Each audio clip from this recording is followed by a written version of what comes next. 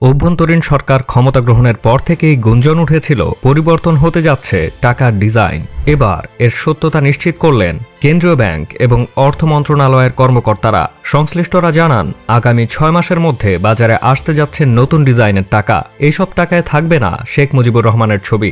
বর্তমানে বাজারে 1, 2, 5, 10, 20, 50, 100, 200, 500 ও 1000 টাকার নোট প্রচলিত রয়েছে।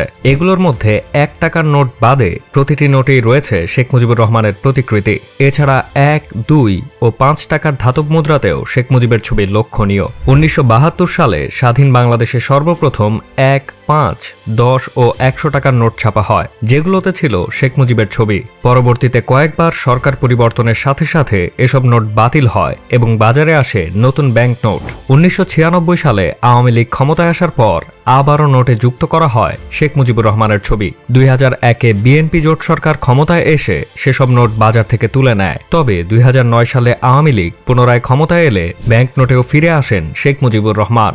এরপর টানা 16 বছর আওয়ামী শাসনামলের নোটের ডিজাইনে বেশ কিছু পরিবর্তন এলেও থেকে যায় শেখ মুজিবের ছবি। গত 5 আগস্ট অভ্যুত্থানের মুখে শেখ হাসিনা পলায়নের পরপরই দাবি ওঠে, বাংলাদেশের ব্যাংক নোটগুলোতে রাখা যাবে না শেখ মুজিবের কোনো চিহ্ন।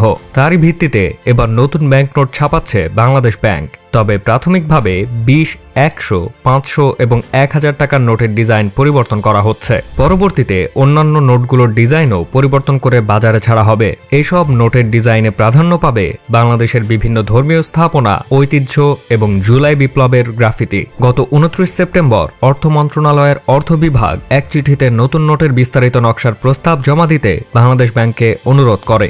বিজ্ঞপ্তিতে বলা হয়, বাংলাদেশ ব্যাংকের কারেন্সি অ্যান্ড ডিজাইন অ্যাডভাইজরি কমিটির সুপারিশ গ্রহণ করে যত দ্রুত সম্ভব সুনির্দিষ্ট প্রস্তাব অর্থ বিভাগে পাঠানোর জন্য অনুরোধ করা হলো। নতুন ডিজাইনের নোট ছাপাতে মূল সুপারিশ করবে কেন্দ্রীয় ব্যাংকের মুদ্রা ও নকশা উপদেষ্টা কমিটি। কমিটির সভাপতি হিসেবে রয়েছেন বাংলাদেশ ব্যাংকের ডেপুটি গভর্নর 1। এছাড়া ডিজাইন প্রস্তুত করার জন্য কমিটিতে রাখা হয়েছে একাধিক চিত্রশিল্পীকে।